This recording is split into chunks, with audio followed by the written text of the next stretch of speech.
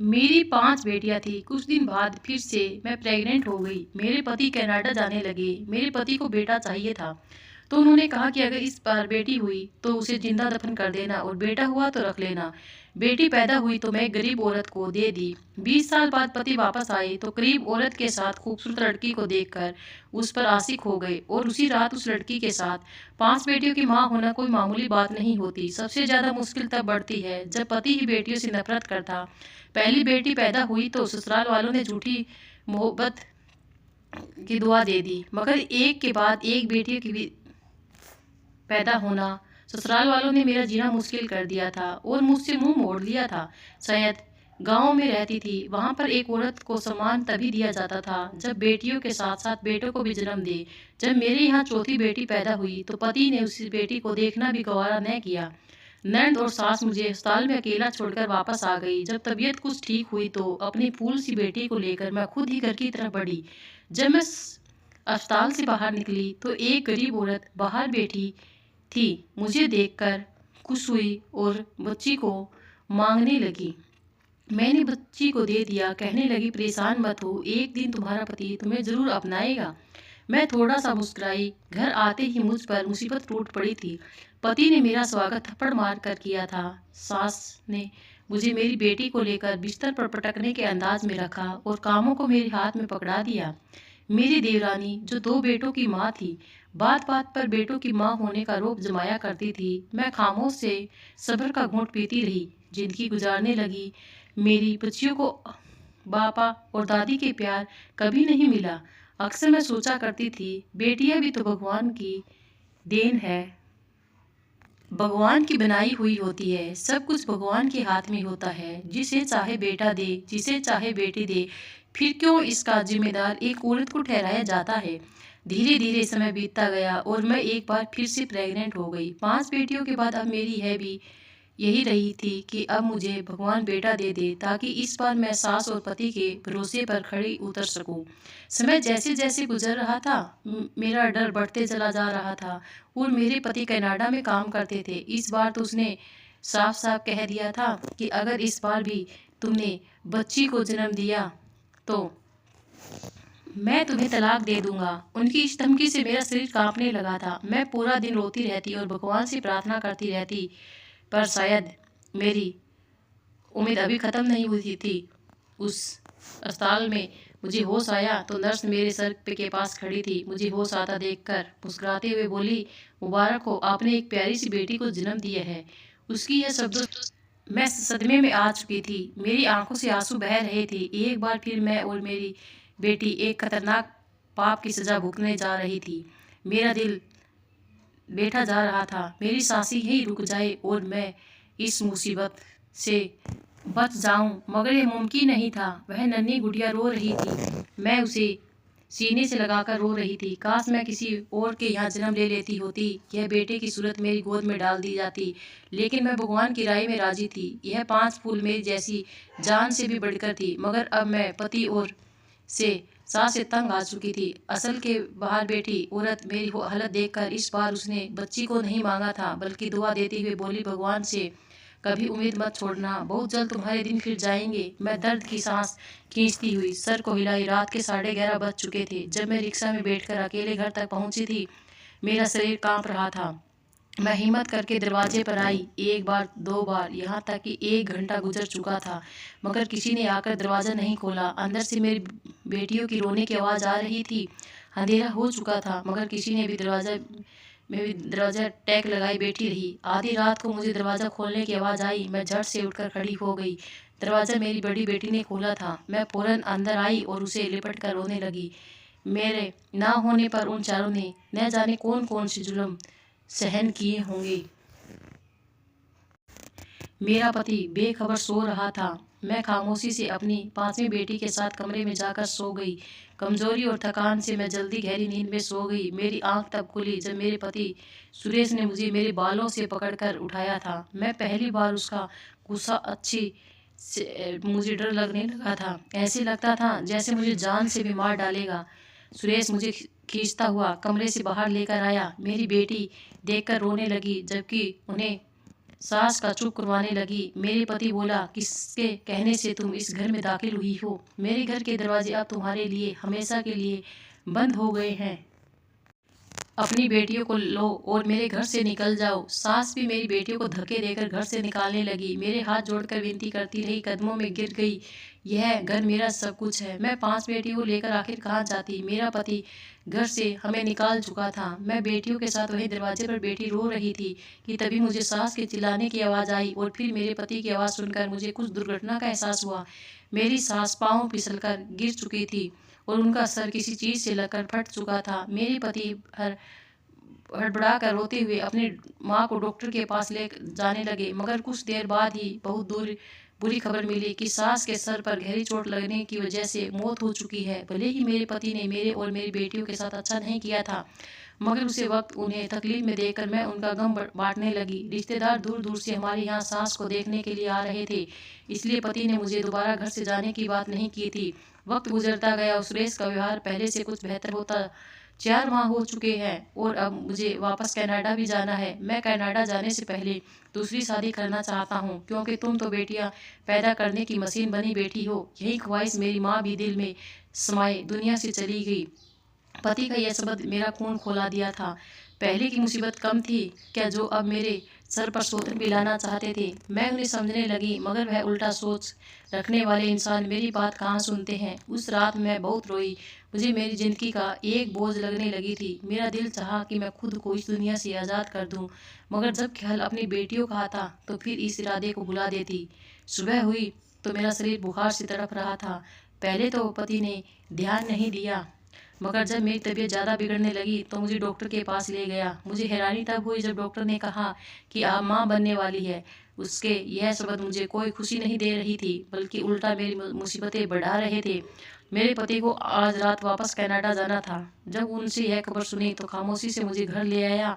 घर लाकर तेज आवाज़ से कहने लगा, अगर इस बार तुमने बेटा जन्म दिया तो ठीक, वरना अगर बेटी हुई तो मार देना या फिर जिंदा दफन कर देना, मगर इस घर में मत लाना। अगर मेरी बात के खिलाफ हुई तो तुम्हारी 5 बेटियों को ऐसी जगह भिजवा दूंगा जहां से तुम दोबारा कभी उनसे मिल नहीं पाओगी। पति की बात सुनकर मैं दंग रह गई। सुरेश कनाडा चला गया और मैं इसका शिकार हो चुकी थी। जैसे जैसे वक्त करीब आ रहा था, मेरा दिल धड़कता जा रहा था। मैं हर समय यही प्रार्थना करती कि इस बार मुझे बेटा मिल जाए। मैं घर में एक और बेटी आने का मतलब था बाकी की 5 बेटियों से भी हाथ धो बैठना। मैं नन्ही सी जान को किसी भी तरह मौत के घाट नहीं उतार सकती थी। इसमें पूरा समय पूरा हुआ और मैं भगवान से प्रार्थना करते अस्पताल में चली गई। मुझे इस बार बेटा ही चाहिए था, मगर शायद भगवान को कुछ और ही मंजूर था। भगवान ने इस बार भी मुझे एक बेटी ही को जन्म दिया था। पति का बार बार आता फोन मैं काट दे रही थी। उसे क्या बताते कि आप छठी बेटी के बाप बन चुके हैं।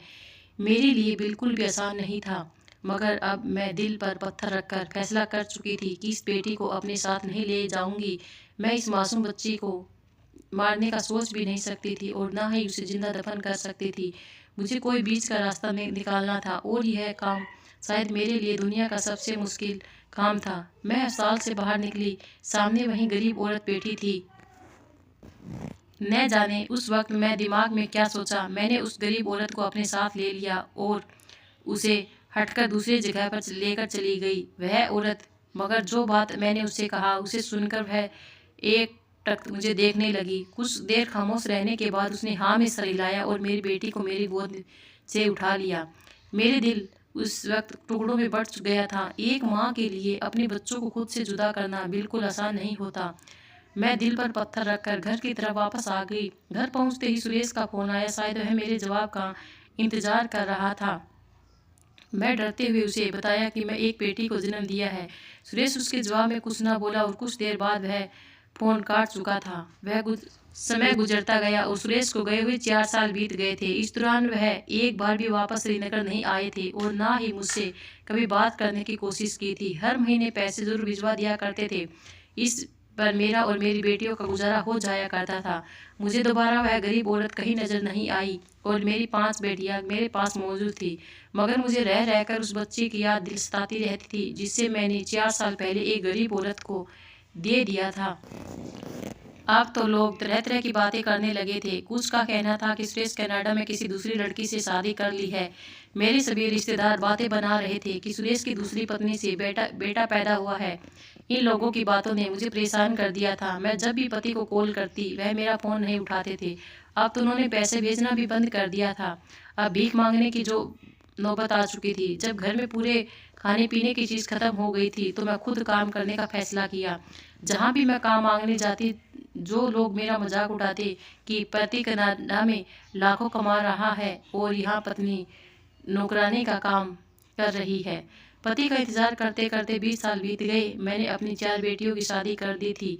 20 सालों में मैं झाड़ू पोछा करके अपने बच्चों को पाल पोस कर बड़ा किया था, जबकि पति ने इस दौरान एक बार भी पलट कर नहीं देखा था। मंगलवार का दिन था जब मैं भगवान की पूजा कर रही थी। अचानक दरवाजे पर दस्तक हुई कि जब मैं दरवाज़ा खोला तो एक पल के लिए मैं सदमे में चली गई थी। मेरा पति सुरेश 20 साल बाद मेरे सामने खड़ा था। मुझे देखकर हल्का सा मुस्कुराया और अंदर आ गया। उसने घर आते ही मुझसे बिना कुछ बात किए सिर्फ इतना कहा, अब हमेशा हमेशा के लिए घर वापस आ चुका हूँ और अब सारा कारोबार यहीं करूँगा। मुझे तो हैरत हुई जब उसने कहा कि वह 3 पिछले महीने से कश्मीर में आया हुआ था। मैं खामोशी से उसकी बातें सुन रही थी।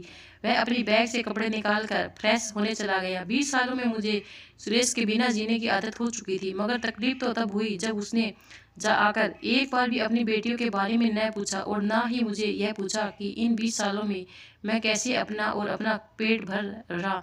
शायद यहाँ भी मुझे ही सब्र करना था। सुरेश बाहर निकला और कुछ ऐसा शब्द बोला, उसे सुनकर मेरी सांस रुक गई थी। वह कहने लगा कि मैं एक लड़की को पसंद कर चुका हूँ। उसका नाम अंकिता है। मंगलवार को उसका अंकिता के साथ विवाह है।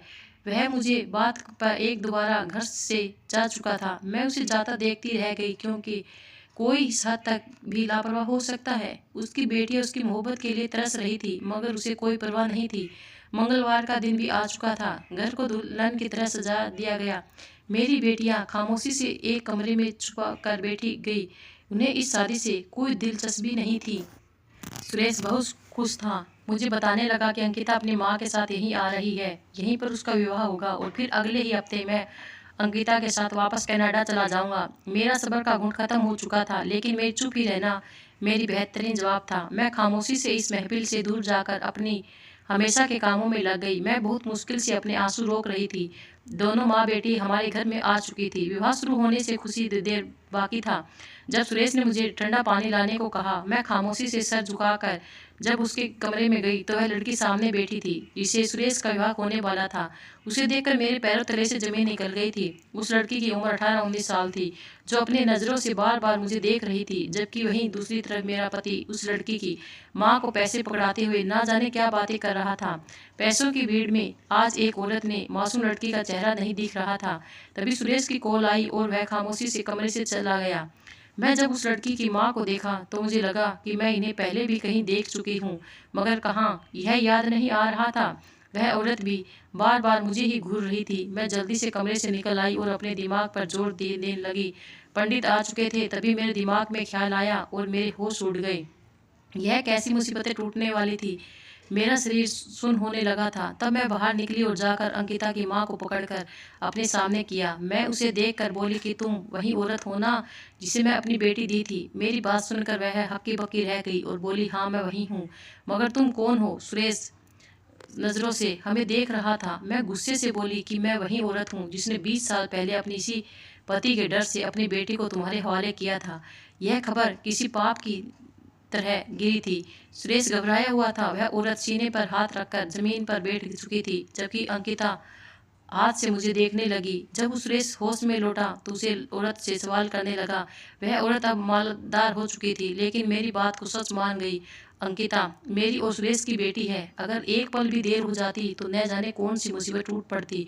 सुरेश अपना बाल पकड़ता जमीन पर गिर चुका था और होश आते ही घर से बाहर निकल गया था। उसकी बेटियों से नफरत थी, मगर वह जो बाप करने जा रहा था वह बहुत बड़ा था। अंकिता जमीन पर बैठी रो रही थी और मैं उसे रोता देखकर उसे सीने से लगाकर रोने लगी। सुरेश को घर से गए काफ़ी देर हो चुकी थी। 3 दिन गुजर चुके थे और फिर दरवाजे पर एम्बुलेंस आई, जिसे सुरेश को उतारकर घर लाया गया। उसका 3 दिन पहले एक्सीडेंट हुआ था। उसकी एक टांग टूट चुकी थी, जबकि उसकी जुबान दांतों में आकर कट चुकी थी। अब वह बोल नहीं सकता था। जैसा भी था, मेरा बेटियों का बाप था। बेटियां कहाँ आप आपको तकलीफ में देख सकती है। जब जब मेरी सब बेटियां सुरेश की सेवा करती, वह नज़र झुकाकर रोने लगता। अंकिता से उसने दोबारा कभी नज़र नहीं मिलाई थी और ना ही अंकिता कभी सुरेश के सामने जाना चाहती थी। कुछ दिनों के बाद सुरेश ने अपना सारा धन अपनी 6 बेटियों के नाम कर दिया और अपनी बेटियों से माफ़ी मांगी और अब वह सब खुशी रहते हैं। ये वीडियो कैसी लगी कमेंट करके ज़रूर बताना और चैनल को लाइक और सब्सक्राइब करना। धन्यवाद दोस्तों।